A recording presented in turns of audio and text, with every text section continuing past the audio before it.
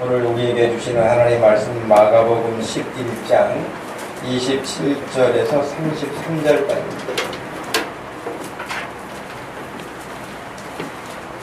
마가복음 11장 27절에서 33절 찾으시면 우리 한 목소리로 말씀을 읽겠습니다.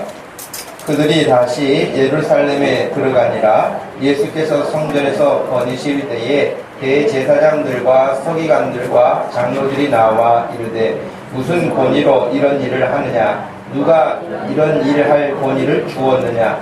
예수께서 이르시되 나도 한 말을 너희에게 물으리니 대답하라. 그리하면 나도 무슨 권위로 이런 일을 하는지 이르리라. 요한의 세례가 하늘로부터냐 사람으로부터냐?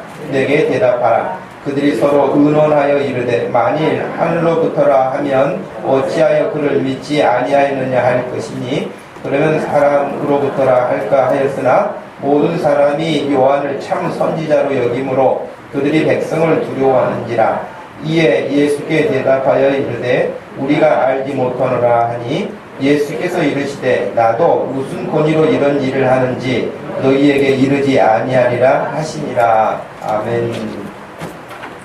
참된 권위와 거짓 권위라는 제목으로 말씀드립니다. 여러분, 권위라는 게 뭘까요? 권위. 이 사람 참 권위가 있다. 권위가 있다 라고 했을 때는, 예를 들어서 누군가 무슨 말을 한마디 했는데 그 말을 들은 척 한 척 한다 그러면 권위가 없다 그러잖아요. 그렇죠? 예를 들면 요즘에 선생님들 권위가 교권이 땅에 떨어졌다 그런 말 하죠. 선생님들의 가르치는 그런 권위가 땅에 떨어졌다는 거죠. 그게 여러분 어디 선생님들만 해당하는 거겠습니까? 부모의 권위도 땅에 떨어진 시대를 살고 있죠. 부모의 권위도, 아버지의 권위도, 어머니의 권위도, 선생님의 권위도, 그 다음에 어떤 경찰의 권위도, 공무원들의 권위도, 이런 모든 것들이 다 지금 땅에 떨어진, 권위가 인정되지 않는 그런 모습들. 특별히 권위라는 말을 쓰거든요. 미국 같은 경우는 여러분 굉장히 자유로운 사람들이에요. 그럼에도 불구하고 권위는 아주 우리 흔히 하는 말로 칼같이 지켜지는 사람들이기도 해요. 우리나라 사람들이 오해하는 경우들이 있어요. 자유롭게 산다, 자유롭다 그러면은 마음대로 산다. 그것은 거의 방종의 무질서에 비슷하게 오해하는 것 같아요. 근데 여러분, 자유라고 하는 것은 예수님이 우리에게 말씀해 주신 것과 같이 너희가 진리를 알지니 진리가 너희를 자유케 하리라 그러셨잖아요. 그러니까 어떤 진리라고 했을 때는 원칙도 있고요, 질서도 있고요, 어떤 그런 규칙이 있는 거예요. 그 안에서의 자유함이지, 예를 들어서 물고기가 물을 떠나서는 죽음밖에 없지 자유는 없어요. 그렇지 않을까요? 하나님이 천지를 지으실 때에 자유함을 우리에게 주셨지만 그 자유함이 어떤 환경에서 자유함인가 라고 하는 것이 테두리가 되어 있습니다. 무한대, 무한정, 자기 마음대로 한다고 해서 자유가 무뎌지는 게 아니에요. 새들은 하늘을 날면서 땅에서 그들이 먹이를 구하지 물고기처럼 계속해서 바닷속에서 살 수는 없어요. 바닷속에서 살 수 있는 물고기들과 하늘을 날 수 있는 새들과 육지에서 살 수 있는 동물들과 하나님이 사람을 지으셨을 때와 식물들 다 그 어떤 요소에서 그들이 마음껏 살 수 있도록 하셨지만 그것을 떠나서는 그들이 자유함을 누리는 것이 아니라 오히려 왜곡되거나 혹은 생명을 잃거나 하는 것이죠. 그렇게 볼 때 여러분, 물고기가 물에서 살아야 자유함을 얻는다고 하는 것과 같이 사람은 하나님의 말씀 안에 살아야 생명이 있고 영생이 있고 자유함이 있는 줄로 믿으시기를 바랍니다. 하나님을 떠나서는 여러분 자유가 아니라 그것은 범죄예요. 자유가 아니라 그것은 무질서예요. 자유가 아니라 방종이에요. 그런데도 불구하고 인본주의 교육이라고 하는 것을 통해서 하나님을 다 빼버린 상태에서 사람만 소중하게 말해요. 사람 소중하지요. 사람 소중하지만 사람을 지으신 하나님은 마땅히 찬양받으셔야 되고 예배받으셔야 될 분인데 그 부분을 삭제해버리고 사람만 중요하다고 가르치는 거예요. 그것이 인본주의 교육 아니겠습니까? 그래서 나 말고는 분명히 십계명에 나 외에는 다른 신을 섬기지 말라. 하나님 말고는 신이 없다는 거예요. 근데 인본주의 교육의 가장 기본 철학은 뭐냐면 나 외에는 내 주인이 없다는 거예요. 내 마음대로 사는 것이 가장 존중받는 것이고 자유를 누리는 것인 것처럼 착각하는 거예요. 그것이 인본주의에서 하나님을 삭제시켜버린 결과죠. 예를 들면 여러분 미국 같은 경우도 공립학교에서 공식적으로 성경을 가르치지 못하도록 법령을 만들지 않았습니까? 원래는 하나님을 마땅히 가르치는 어떤 교육이 시행됐던 그런 교육기관들이었지만 인본주의의 어떤 사상들이 휩쓸고 가게 되면서 정말 인간이 인간답게 사는 것은 그런 것이다. 그래서 하나님을 빼는 거예요. 여러분 성경에 하나님 말씀으로 비춰볼 때 이게 얼마나 무지 몽매한 일입니까? 그런 사람들이 여러분 사람만 그렇게 하나님만 삭제한다고 해서 그러면 마음껏 살 수 있을까요? 이제 자기의 삶을 극대화시키기 위해서 다른 사람들은 무시하고 어떤 세워진 권위도 무시하고 하는 일들이 결국 무질서로 가게 되는 것이죠. 성경에서 스마코트라고 하는 히브리어의 그 권위라고 하는 단어가 헬라어에서 똑같은 의미로 쓰입니다. 권위라고 하는 것은 누구로부터 위임받은 어떠한 그 힘 혹은 지도력, 우리나라 국어사전에서도 권위라는 명사를 이렇게 설명했습니다. 남을 지휘하거나 통솔하여 따르게 하는 힘, 일정한 분야에서 사회적으로 인정을 받고 영향력을 끼칠 수 있는 위신, 이렇게 해석을 했어요. 그렇게 정의를 내렸는데 오늘 우리가 읽은 그 말씀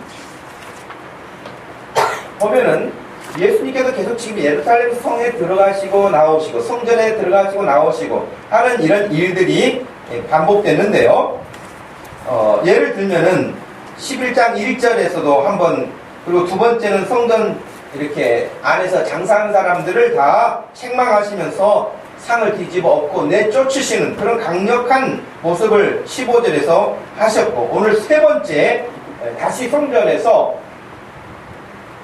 예수님이 거니실 때에 27절을 보니까 제자들과 예수님이 다시 예루살렘으로 돌아오셨어요. 그래서 예수께서 성전에 거니실 때에 대제사장들과 서기관들과 장로들이 나와 그랬어요.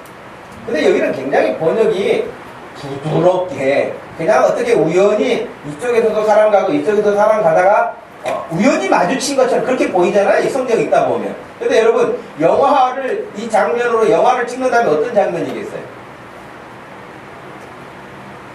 이 장면에 영화 화면으로 찍어가지고 음악이 흐른다면 음악의 그 리듬이 어떠겠어요? 긴장감이 고조되는 여러분.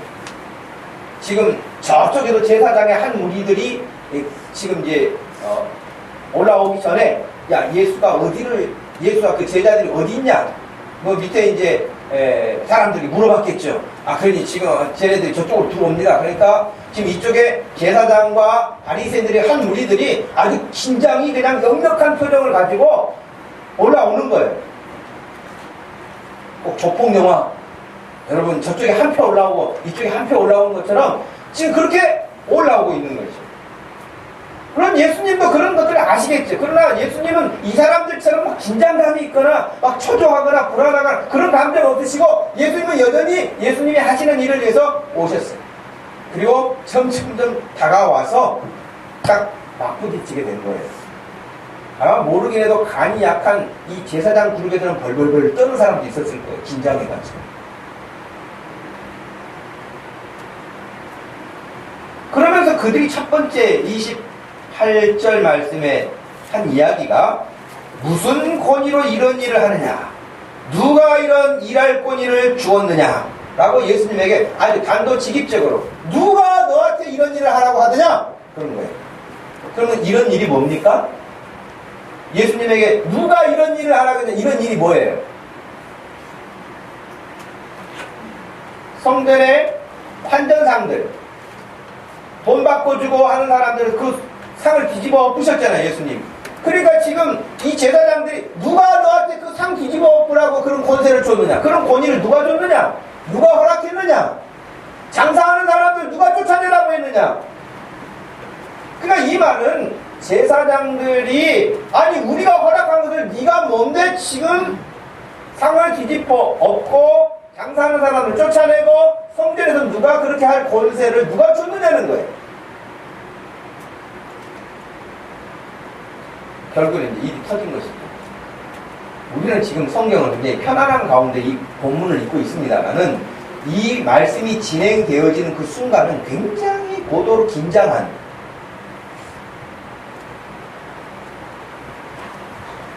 지금 이제 북한이 어제 북한은 또 우리나라보다 시간을 30분 뒤로 밀쳤잖아요. 북한하고 우리하고는 지금 시간도 같지 않아요, 여러분. 똑같은 지역에 살면서 30분이 늦고 빠르고 그러죠. 물론 그들의 논리는 일제시대 때 강탈당한 시간, 표준 시간대를 우리 것으로 찾아오겠다, 그거예요. 그럼 지금도 우리는 우리 시간의 표준이 어디냐면 동경에 맞춰 있거든요.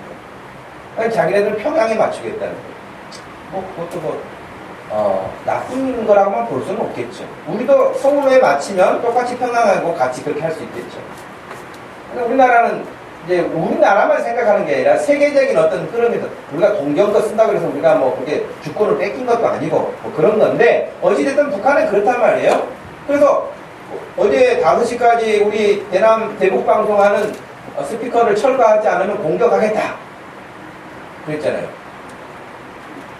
그러니까 벌써 헷갈리는 거예요. 5시라 그랬는데 그러면 우리나라 시간으로 5시 반이냐 그쪽 5시냐 이제 설왕설래하고 긴장하고, 총 저쪽에서도 전쟁 어떤 모습으로 긴장 상태에 있고, 우리도 이제 어떤 상황에서라도 싸울 준비를 한다 그렇게 하고 있으니 얼마나 불안하겠어요.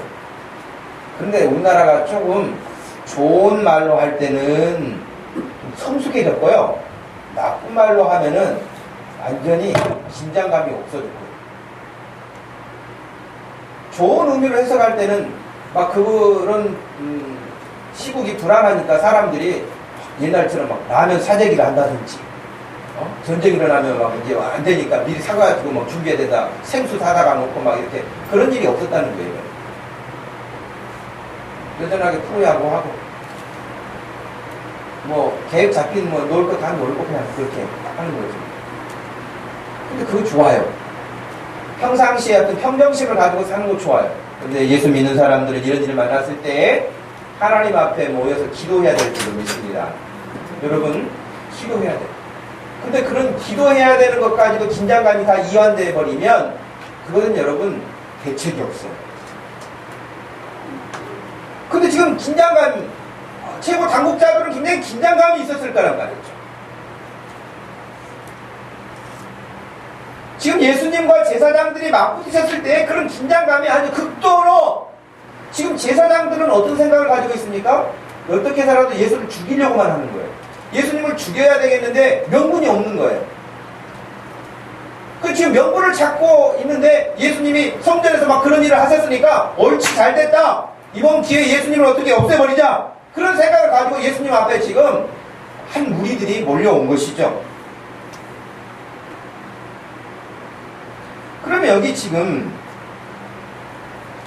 제사장, 서기관, 장로 이런 사람들이 돼 있는데, 여러분 문헌에 또 초대 교회사나 이스라엘 초대 역사 이런 부분들을 연구한 것들의 자료를 보면 그래요. 이스라엘 관내 안에서 일어나는 모든 일들, 문제가 생길 때마다 지혜로운 사람들이다. 그래서 이 제사장이나 장로들 혹은 바리새인들, 그 당시 물론 랍비가 있었습니다만은 이런 사람들이 그런 이야기들을 잘 듣고 조정해주는 역할을 했어요. 그의 대표적인 사람들이 사내들인 공회원들이라 하는 거예요. 사내들인 공회라고 하는 것은 입법 어떤 기능도 가지고 있고요, 사법 기능도 가지고 있어요. 그러니까 법을 제정하기도 하고요, 또 재판을 하기도 하고 하는 그런 막강한 권력 단체예요. 초대 이스라엘의 어떤 그 시대의 역사가로 아주 본의적인 사람이 요세푸스라고 하는 사람이 있는데요. 이 요세푸스에 의하면은 사내들인 공회, 최고 재판소 혹은 중앙회의소가 71명으로 구성이 되어 있다고 합니다. 71명 중에는 대제사장이 오늘날 우리로 말하면 국회 국회의장 역할을 하고요.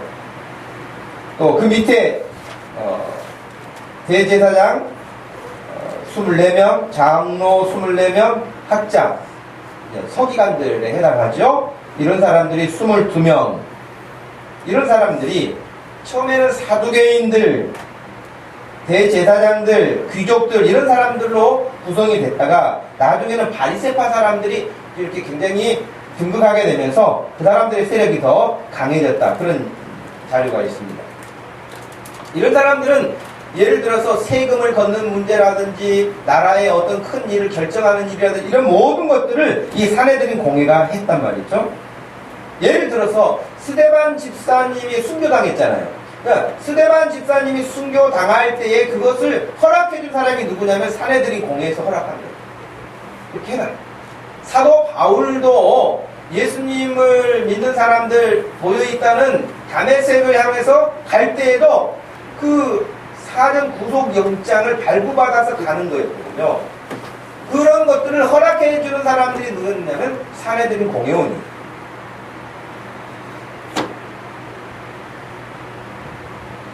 마지막 예수님을 십자가에 못 박도록 결의한 사람들도 역시 이 사람들. 이건 막강 권력자들이죠.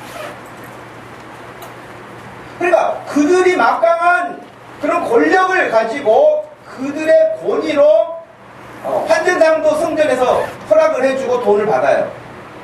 또 성전 안에서 장사하는 사람들 역시 그들이 허락을 해주지 않으면 할 수가 없어요.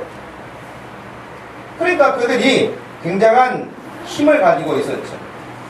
그런데 지금 예수님에게는 아무런 그러한 권리를 부여해 준 적이 없거든요. 그런데 예수님이 성전에 들어오셔가지고 막 그렇게 야단을 내시니까 이 사람들이 그냥 왜 저러는 거야? 그렇게만 있을 수가 없었던 거예요. 왜? 여러분 환전상들 혹은 장사하기 위해서 허락받고 그 안에서 장사하는 사람들이 폭리를 취하고 있었는데 이 사람들이 예수님이 다 들어 엎으시고 다 내쫓으시고 이런 강력한 일을 하시니까 이제 장사 끝났다. 그만하자 그랬겠어요? 우리나라에서 여러분 누군가가 건물에 들어가가지고 자기가 정상적으로 장사하고 있는데 어떤 이유가 됐든지 간에 그렇게 장사 그만하라고 멈추게 했다. 그러면 여러분 그냥 있습니까? 우리나라가? 코미디 프로그램만 봐도 여러분 반찬만 잘 안 나와도 머리 빨간띠 노래 부르더라고요. 하여튼 뭐 그 프로그램 내가 코미디에서 봤는데 하여튼 막 이렇게 항의를 했잖아요. 마찬가지로 예수님 당시에 장사하는 사람 환전상으로 돈을 벌고 이렇게 사는 사람들이 많았다. 근데 예수님이 못하게 하니까 이 사람들이 그냥 있었겠냐고. 자기네들에게 그것을 허락해준 사내들에게 가가지고 왜 당신들이 정당하게 허락해서 우리가 다 돈 내고 정상적으로 하는데 이렇게 못하도록 방치하고 있느냐. 그러니까 이 사람들이 출동한 거 아닙니까 한마디로. 그 예수님 앞에 와가지고 누가 당신한테 이런 일을 하라고 권위를 구해 준 적이 있느냐.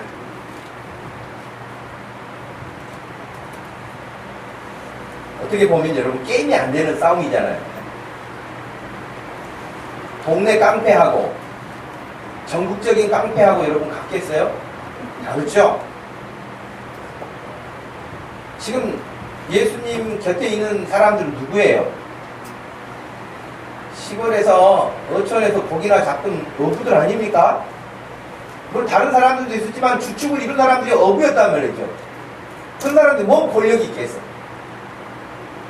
이쪽에는 막강 세력이에요. 여러분 오늘날 우리나라 모습으로 비교한다면 법무부 장관이 보낸 법관들과 또 검사들과 이런 사람들 또 국회의원들 이런 사람들이 한 무리가 몰려왔어.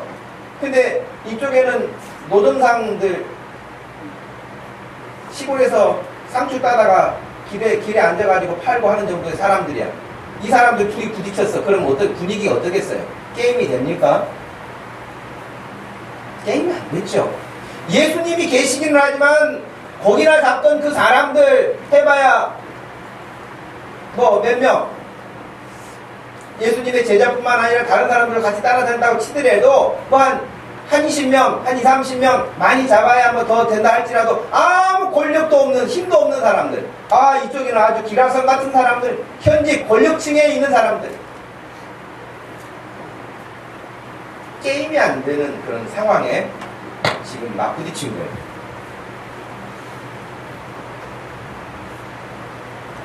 근데 역설적으로 여러분 또 게임이 안 되는 게 있어요. 하나님의 아들이신 예수 그리스도 앞에 세상에 별 권력을 다 갖다 세운다 할지라도 이 게임이 되겠습니까? 이건 역시 게임이 안 되는 거 아니겠어요? 게임이 될 수 없죠. 그럼에도 불구하고 지금 현 상태는 지금 눈에 보이는 것만 가지고는 제사장들의 그룹이 훨씬 막강한 힘을 가지고 이제 뒤에 장사하는 사람들이나 환전상이나 또 다른 사람들이 이제 너희들은 끝났다. 우리가 다 이제 이렇게 힘든 사람들 데리고 왔으니까 너희들은 끝났다. 이런 아마 그런 마음도 있지 않았겠습니까?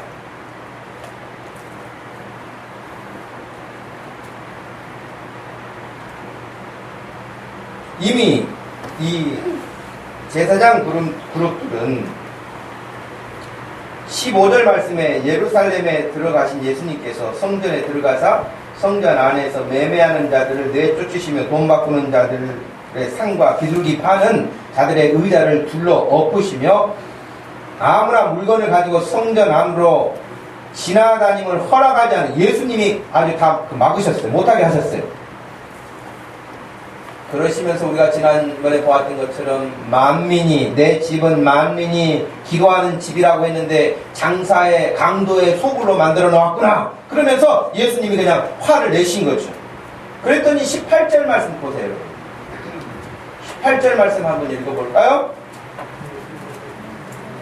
시작. 대제사장들과 서기관들이 듣고 예수를 어떻게 죽일까 하고 꾀하니 이는 우리가 다 그의 교훈을 놀랍게 여김으로 그를 두려워함이로라. 그런 거예요. 예수님에게 누가 당신에게 그런 권위를 부여했느냐라고 말은 하게 했지만 두려움도 있었단 말이죠. 그 사람들이. 1장으로 가보실까요? 여러분 마가복음 1장. 마가복음 1장 22절 말씀 여러분 한번 보세요. 22절 한번 읽어봅시다. 시작. 무사람이 그의 교훈에 놀라니 이는 그가 가르치는 것이 권위 있는 자와 같고 서기관들과 같지 아니함이로라 그랬어요. 27절도 한번 보십시오. 27절. 다 놀라 서로 물어 이르되 이는 어찌미냐 권위 있는 새 교훈이로다. 더러운 귀신들에게 명한즉 순종하는도다 하더라. 그러니까 예수님이 안식일의 말씀을 가르치시는 거나 귀신을 쫓아내시는 이런 모습을 백성들이 지켜보면서 놀랍게 여기는 거예요. 그리고 중요한 것은 22절이었는데 예수님의 그 권위 있는 모습이 서기관들과 같지 않았다는 거예요. 그러니까 이들은 자기들의 권력을 가지고 막 휘두르고 있었지만, 권력으로 힘을 휘두르고 있었지만 백성들이 볼 때는 권위는 없는 거예요. 예수님은 그런 권력을 가지고 있지는 않지만 예수님이 하시는 것을 보면 아주 높이 인정할 만한 그런 권위가 있으셨던 거예요. 이미 백성들이 다 알고 있었죠.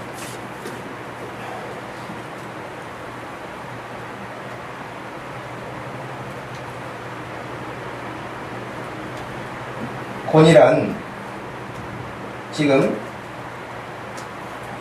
자기들이 가지고 있는 힘만 가지고 내세운다고 해서 인정받을 수 있는 것이 아님을 우리가 너무 잘 보게 됐죠. 어떻게 보면 그 당시 제사장들이나 서기관들이나 이런 사람들의 권위는 이미 땅에 떨어졌어요. 그리고 예수님의 권위는 누가 제사장들 사내들인 공회에서 부여하지 않았지만 어떤 정치가도 어떤 권력에 힘 있는 사람이 예수님에게 그런 권한을 준 적은 없지만, 그런데 예수님의 권위를 함부로 할 수 없는, 누구나 함께 쉽게 도전할 수 없는 그런 예수님이셨거든요. 자기들은 힘을 가지고 있었지만 권위는 없었고, 예수님은 권위가 있었단 말이에요. 근데 거기서 물러서지 않고 자기들의 그 권력을 가지고 자기들의 그 권위를 찾아보겠다고 예수님 앞에 지금 달려드는 형국입니다. 또 자기들의 살고 있는 생존권을 위해서 역시 옳고 그름 이런 것을 떠나서 자기들의 생존권을 가지고 자기들의 명예를 위해서, 자기들의 체면을 위해서 여러분 예수님 앞에 겁없이 도전하는 것이죠. 그렇게 겁없이 도전하다가 마지막에 그 무지한 자들의 극단적인 행동은 뭡니까? 예수님을 죽여버리면 끝나겠다는 생각밖에 없는 거예요. 여러분, 사람을 죽이는 그런 사람을 죽음으로 몰고 간 것이 누구입니까? 그 사단이에요.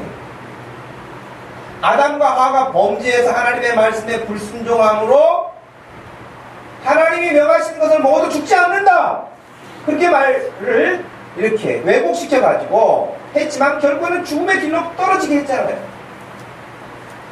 그러므로 사람을 죽음의 길로 몰고 가는 그 배후 세력은 사단이에요. 자살하는 문제에 대해서 요즘에는 크리스찬들이라고 하는 사람들은 자살을 수월하게 생각을 하고 장례식 치를 때 뭐하다 이렇게 십자가 위패를 가지고 가는 것들을 보면 참 마음이 답답해요. 예수 믿는 사람들이 자살을 한단 말이죠. 그것은 제가 하건데 뭐 정신분열증이다, 우울증이다, 뭐 여러 가지 정신적인 질병 때문에 그런다. 그건 여러분 제가 봤을 때는 핑계에 해당합니다. 분명하게 배후에서 강력하게 역사는 사단의 힘이 개입되지 않고는 자살하지 못합니다. 사람이 죽는다는 게 그 쉬운 일입니까? 그런데 순간 그렇든지 어떻든지 간에 말이죠, 사람을 이렇게 몰아세워요. 죽음의 길로 내모는 그 사단이 가는 것이지 주님이 하시는 일이 아니에요. 성령이 하시는 일이 아니에요.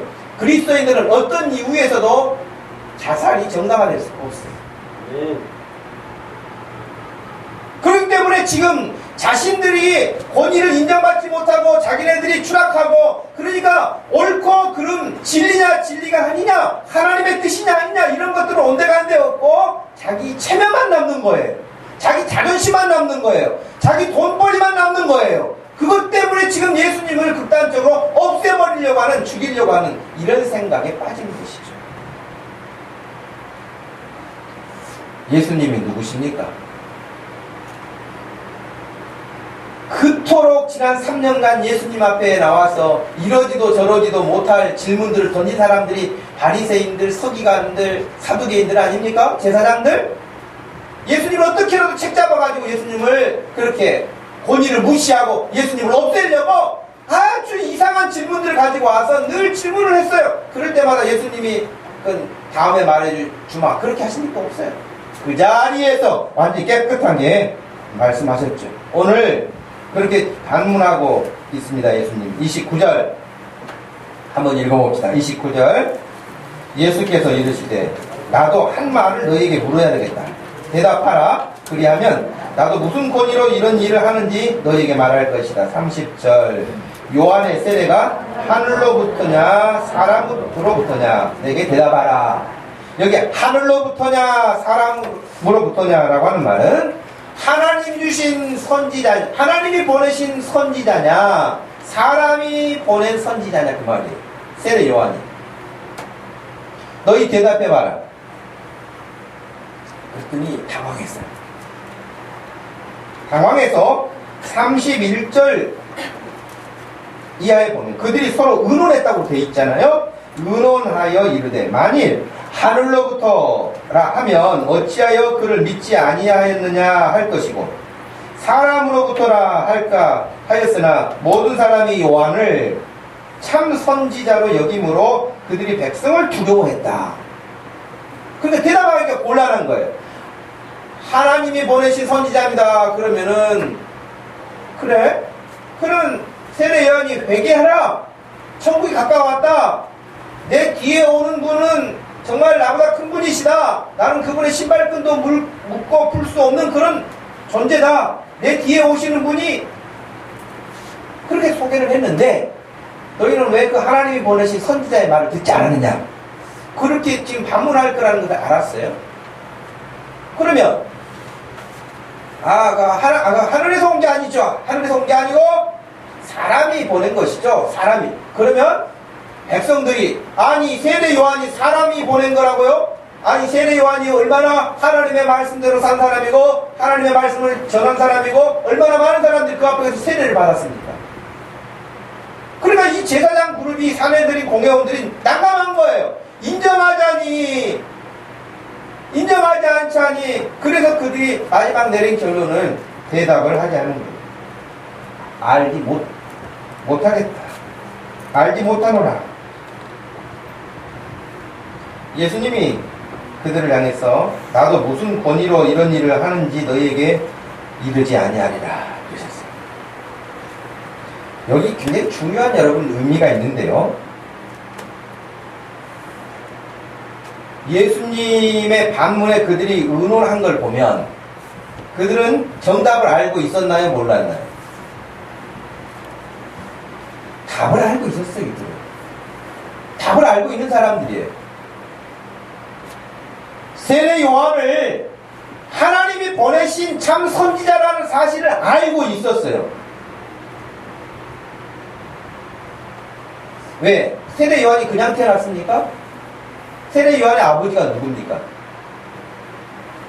누구죠? 그 엄마가 누구죠?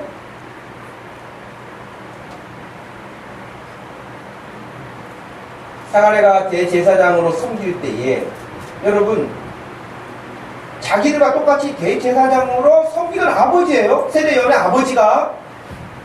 근데 성전에 섬기러 갔다가요 천사가 하는 말을 듣고 놀래가지고 결국에는 여러분 사가랴가 말을 못하는 벙어리가 돼버렸잖아요.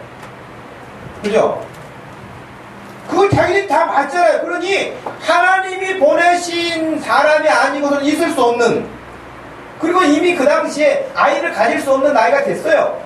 그런데도 불구하고 세례 요한이 태어났단 말이에요. 그러니까 세례 요한을 하나님이 보낸 사람으로 인정하지 않을 수가 없었어요. 알고 있는데도 불구하고 세례 요한을 인정하지 않는 것은 뭐예요? 하나님이 보내신 그 일에 불순종하는 거예요. 빤히 답을 알고 있지만 모르는 척하는 거예요. 오늘날 사람들이 말이죠, 로마서 1장에 보세요. 하나님을 알만한 것이 지상에 가득 차 있다는 거예요. 그런데도 사람들이 이 핑계 저 핑계 대면서 하나님을 영화롭게 하지도 아니하고 하나님을 믿지 않는다는 거예요. 바울이 말할 때에 이 시대 여러분 하나님을 모를까요? 왜 모르겠어요? 다 알죠. 그러나 자기 잘난 맛에 거짓에 세상에 헛된 것들에 마음을 빼앗기 위해서 하나님을 적극적으로 거부하는 것이죠. 아담과 하와가 하나님 말씀을 몰라서 죄를 졌을까요? 아담과 하와가 하나님 말씀 알았잖아요. 하나님 말씀을 알았지만 아담과 하와의 치명적인 잘못은 뭡니까 여러분? 자기가 하고 싶은 대로 말씀을 왜곡하는 거예요. 먹는 날에는 반드시 죽으리라 하신 말씀을 죽을까 하노라로 변경해서 죽을 수도 있고 안 죽을 수도 있고, 그러니 그래 먹어볼 만도 하다. 하나님이 먹지 말라고 하셨지만 먹고 싶은 마음에 하나님의 말씀을 살짝 바꾸는 거예요. 이걸 먹으면 반드시 죽는다는데 죽지 않을 수도 있다. 말을 바꾸는 겁니다. 그리고 따먹는 거예요. 오늘날 하나님의 말씀을 모르는 게 아니에요. 알아요. 그런데 자기가 하고 싶은 것이 있으니까 하나님은 다 용서해 주시지, 하나님은 다 한 번 택한 사람은 뭐 구원해 주시지, 사람이 뭐 약하지, 회개하면 되지 등등등 이런 말들을 다 나열하면서 결국 하나님의 말씀의 마지막은 순종하지 않는 거예요. 지금 이 사내들인 공회원들과 다를 바가 없는 거예요.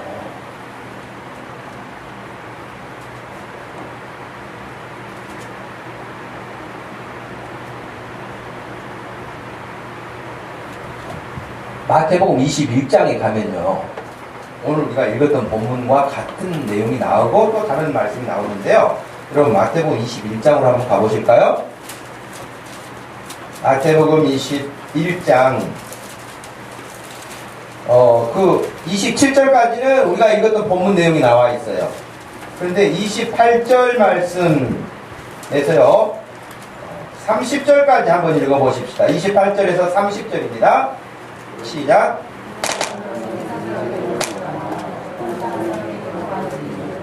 마다들에게 가서 이르되 오늘 포도원에 가서 일하라 하니 대답하여 이르되 아버지 가겠나이다 하더니 가지 아니하고 둘째 아들에게 가서 또 그와 같이 말하니 대답하여 이르되 실소이다 하였다가 그 후에 뉘우치고 갔으니 그 둘 중에 누가 아버지의 뜻대로 하였느냐 이르되 둘째 아들이니라.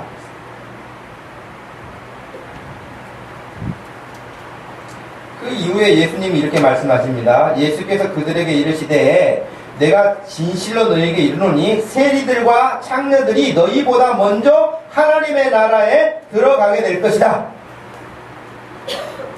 세리들과 창녀들은 이 사내들이 공회원이 봤을 때는 완전 인간 이하의 사람들로 취급하고 있었어요. 사람 같지도 않게 취급하고 있었어요. 그런데 예수님이 너희들보다 그들이 먼저 하나님의 나라에 들어가 있을 것이다.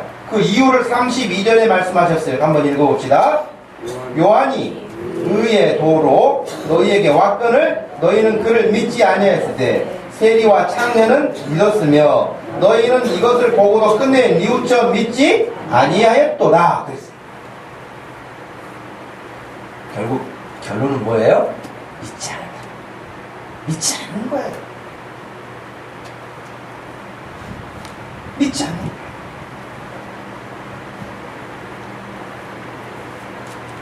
제가 오늘 주일학교 아이들 6명 하고 이렇게 이야기합니다. 하나님이 계신 것을 확신하냐? 물어봤어요. 하나님이 계신 것이 확신하냐? 너희들 집에 들어가면 엄마 계신 것이 헷갈리냐? 확신이 되느냐? 그러니까 웃더라고요. 헷갈리는 사람이 있겠어요? 엄마 그냥 집에 엄마가 뭐 외출하셨는가 집에 계신가 그런 질문은 아니고 너는 엄마가 계시니 안 계시니 그걸 물어보니까 유지 아줌마가 우리 엄마 같기도 하고 우리 집에 있는 사람이 엄마 같기도 하고 이렇게 그렇게 헷갈리는 사람이 있느냐 이 말이에요. 아무도 없다 이 말이죠. 그래, 하나님이 계신 것을 확신하니? 라고 물어봤을 때에 집에 엄마나 아빠가 계신 것처럼 당연히 계시죠. 그렇게 대답을 못하더라고요. 물론 믿는다 라고 대답한 학생도 있었어요. 물론 그 시기에 그럴 수도 있죠. 제가 그래서 그랬어요. 너희들 시기에 그럴 수 있다. 그러나 그럴 때에는 앞에 부모님이 혹은 목사님이 가르쳐 주시고 또 일러주시는 말씀을 따라 배우면 된다. 그 시기에. 무엇인지 잘 몰랐을 때는 가르쳐주면 배우고 따르고 믿으면 된다 그랬어요. 여러분 그렇죠? 목사님 제가 연구 더 해보고요. 그 연구 자기가 어디까지 해보겠어요? 그러니까 그때 믿어야 됩니다. 성경을 근거해서 가르쳐주는 사실에 대해서 받아들이고 믿어야 됩니다. 그런데 지금 사내들인 공회원들 예수님 앞에 와서 따지고 있는 이 사람들은 믿지 않았다. 결국 하나님의 말씀을 믿지 않음으로 말미암아서 오는 죄악의 결과입니다. 사랑하는 성도 여러분, 성경을 공부하거나 설교를 듣거나 할 때 늘 경청하시고 말씀을 믿으시기를 바라요. 그 말씀을 믿고 그 말씀을 붙잡고 그 말씀대로 예만 하고 안 하는 이 큰아들처럼 포도원에 가서 좀 일 좀 해라 그러니까 예 가지요 그러놓고 친구하고 놀고 있어요. 근데 둘째 아들은 하여튼 뭐 게임을 하고 있었는지 아니면 뭘 하고 있었는지 모르지만 오늘은 못 가겠어요. 그런데 이러면 안 되지 그렇게 하고 갔단 말이죠. 예수님 물어보셨잖아요. 이 두 아들 가운데 누가 아버지의 뜻대로 됩니다. 우리는 어떤 사람이 돼야 되겠어요? 대답도 이해하고 행동도 실천하는 사람이 돼야 되겠죠. 왜 하나님 앞에 둘째 아들처럼 아니요 그런 말을 해야겠어요. 그런 말 좋은 말 아니에요. 하나님 말씀 앞에서는 큰아들처럼 무조건 이해를 해야 돼요. 그리고 행동도 그렇게 해야 될 줄로 믿습니다. 그런 믿음이 돼야 되겠죠. 여러분, 하나님의 말씀의 불순종은 어떻게 나타나느냐? 자기 모든 삶에서 나타나요. 여러분, 가정에서도 어떤 목사님이 이런 이야기를 하시더라고요. 결혼하려고 남녀가 왔다는 거예요. 주례 부탁하기 위해서 왔어요. 그때 이제 목사님이 물어봤대요. 자매님, 결혼하면 아내가 남편에게 복종하라고 하나님이 말씀하셨는데 그 사실을 아십니까? 물어봤대요. 깜짝 놀랐어요. 뭐 이런 목사님이 다 있어요. 남편에게 복종하라고요? 아, 이런 평등시대에 무슨 복종 어울리지 않는 말? 그러니까 여러분, 하나님이 성경에서는 분명하게 가정을 세우실 때에 남편의 권위를 세워주시고 아내들에게 남편의 말에 복종하라고 가르쳐요. 우리 아내들의 얼굴이 난감한 표정이에요. 뭐 권위가 있어야 뭐 말이 말 같아야 뭐 듣든지 말든지 복종을 하든지 하죠. 그럴 수 있거든요. 그래서 여러분, 지혜로운 아내는 남편이 지혜롭게 자기가 복종할 수 있는 그런 말을 할 수 있도록 만드는 거예요. 싸우는 게 아니고. 남자는 원래 철이 없어요. 원래 남자는 철이 없다. 그러니 지혜로운 아내들, 여러분, 돕는 배필로 하나님이 지으셨잖아요. 돕는 사람이 더 지혜롭다 그러잖아요. 그죠? 돕는 사람이 지혜로우니 남편을 지혜롭게 잘 도와서 지혜롭게 말을 함으로 내가 복종해도 기분 좋게 할 수 있는 그런 관계를 해야지. 이런 하나님의 말씀을 온데간데 없고 니나 내나 1대1이다 그래가지고 하면은 싸우는 것밖에 더 있네. 지혜로운 아내들 되시기를 축복합니다. 지혜로운 아내들. 근데 어찌됐든 간에 가정에서는요, 아내가 남편의 말에 복종해야 될 줄로 믿습니다. 자녀는 부모의 말씀에 또 순종해야 돼요. 이게 하나님이 세운 권위예요. 이게 질서예요. 학교에 가면 선생님의 말씀에 순종해야 돼요.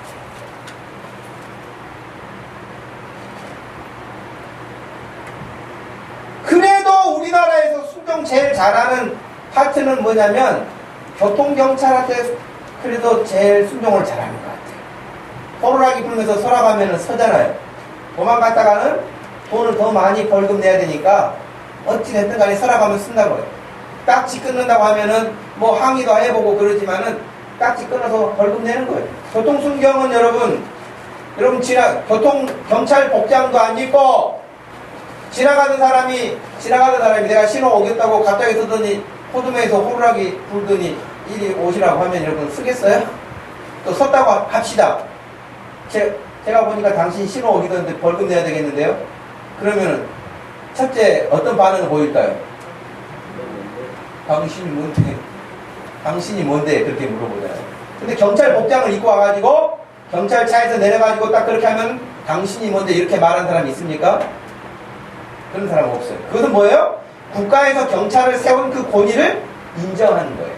인정하기 때문에 가능한 것이죠. 근데 요즘에는 이제 그렇게 경찰이 해도 경찰 매달고 가는 그 아주 순 악질들도 있죠. 아주 그런 악질들도 있지만은 대부분은 그렇게 한단 말이죠. 권위를 인정하는 거예요. 가정에서도 부모 말씀에 100% 순종하는 자녀들 되기를 축복합니다. 여러분, 내 자신이 인정하지 않으면 다른 사람도 나를 인정하지 않아요. 하나님의 나라는 질서의 나라예요. 예수님이 지금 권위에 대해서 말씀을 하시는데 고작 사람들이 만들어 놓은 그 권위를 가지고 권세를 부리는 거예요. 지금 하나님이신 예수 그리스도가 권위의 근원이신 그분이 서 계시는데도 불구하고 감히 그 앞에 와서 따지고 달려드는 무지몽매한 인간들의 모습이에요. 그러니 여러분, 집에서는 아내가 남편에게, 부모에게, 자녀들이, 교회에서의 목회자에게, 혹은 선생님에게, 학교에 가서 선생님에게, 혹은 또 직장에서 상사에게, 여러분 순종해야 될 여러분 일들이 많이 있단 말이죠. 그런 일을 지혜롭게 하라는 것이죠. 결국 예수님도 그들에게 대답해 주지 않으셨어요. 그러므로 여기서 우리가 제목과 같이 참된 권위와 거짓 권위의 문제를 볼 때에 참된 권위는 어디서 나옵니까? 참된 권위는 하나님이 부여하신 것이기 때문에 하나님의 말씀대로 할 때에 권위가 오는 것입니다. 하나님의 말씀을 거역할 때는 권위가 오지 않아요. 권력만 있죠. 권세만 부리죠.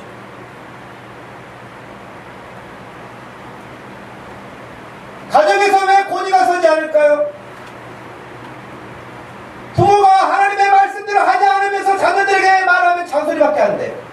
그러나 부모가 하나님의 말씀대로 사로잡혀 살면서 말하면 그것은 권위가 있는 것이에요. 모든 영역에서 마찬가지겠죠. 예수님이 하나님의 말씀대로 하지 않으면서 막 이런 저런 일 하면은 백성들도 반발할 것이요, 자녀들인 공회원들도 반발할 것입니다.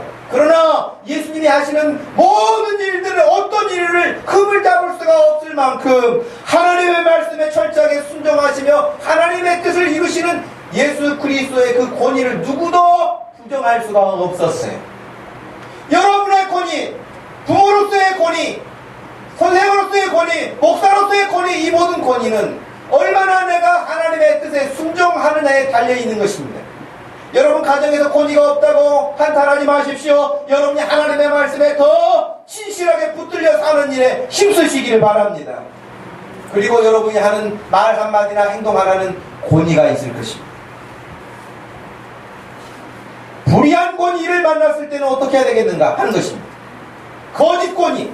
지금 예수님은 거짓 권세를 가지고 있는, 거짓 권위를 가지고 있는 그들의 권위를 무시하신 것입니다. 그렇죠? 대제사장 사례들인 공회원들이 지금 서슬이 포함해가지고 살아있는데 그 앞에서 정면으로 예수님이 지금 거부하시는 거 아닙니까? 거짓 권위는 부정하는 것입니다. 인정할 수 없습니다. 모세가 태어나던 그 시대에 여러분 출애굽기 1장에 보면 애굽 왕이 이스라엘 사람들이 점점 번성하니까 남자로 태어나면 그 산파들에게 명령을 내렸어요. 남자로 아들이 태어나면 다 죽여라. 그렇죠? 근데 그 왕의 명령 아닙니까? 근데 왕의 명령을 어긴 사람들이 누굽니까?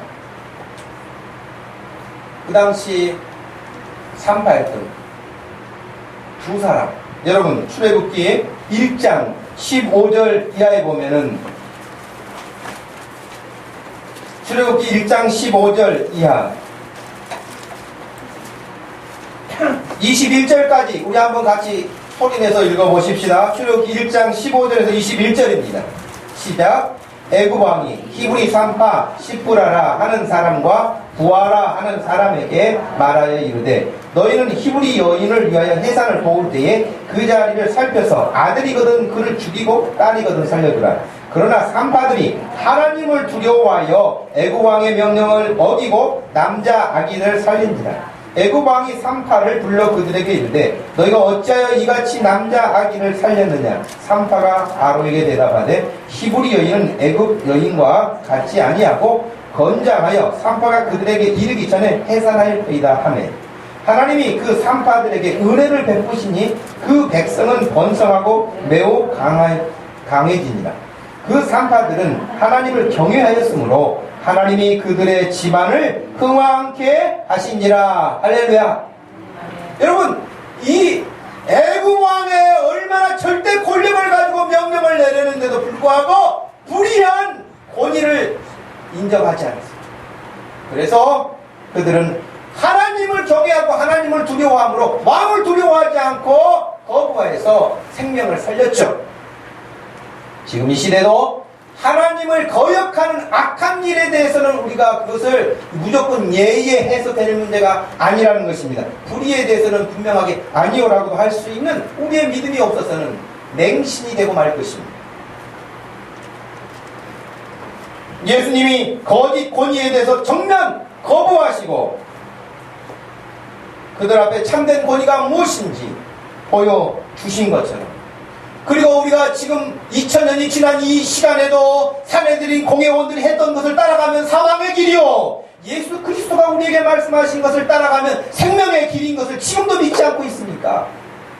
지금도 그 길이 생명의 길이고 복된 길이라는 것을 기억할 때에, 여러분, 우리가 가정에서, 교회에서, 그리고 여러분의 삶의 터전에서 하나님이 세우신 그 권위를 잘 기억하고 우리의 모든 사회 전반적인 문제에 이르기까지 바른 권위가 세워져서 나라가 질서를 잡고 나라가 세워지고 교회가 새로워지고 교회가 힘이 있고 가정들이 새로워질 수 있는 우리 주님이 주시는 그 권위에 붙잡힌 바 되는 삶 되기를 주님의 이름으로 축복합니다.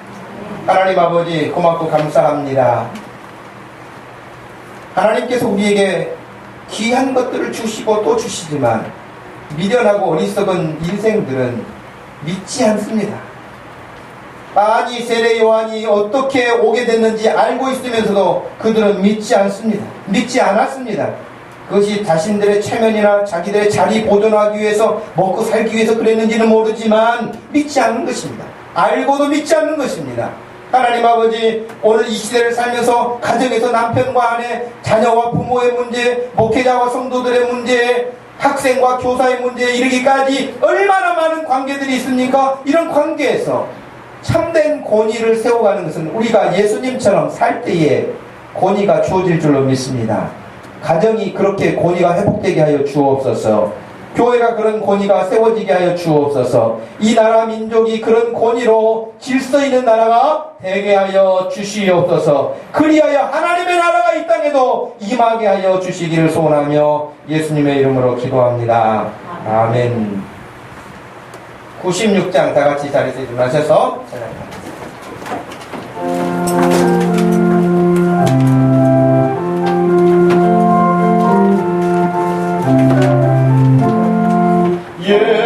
예수님은 누구신가?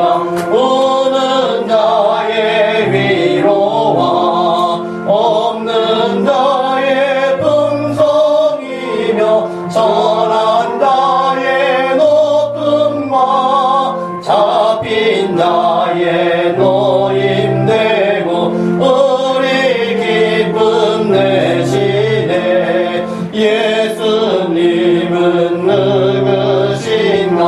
약한 자의 강함과 눈먼 자의 빛이시며 병든 자의 고침과 죽은 자의 부활되고 우리 생명 되시네.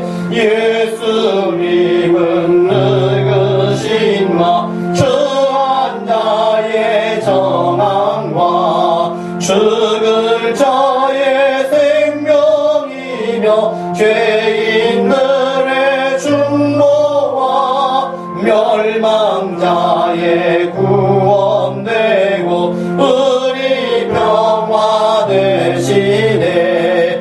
예수님은 누구신가? 온 교회의 머리와 온 세상의 구주시며 모든 왕의 왕이요 심판하실 주님 되고 우리 영광 되시네.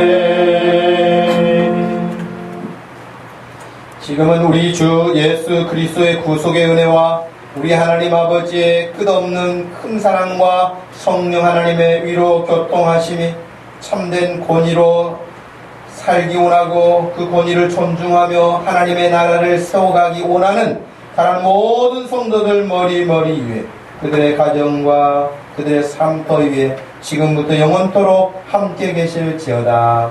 아멘.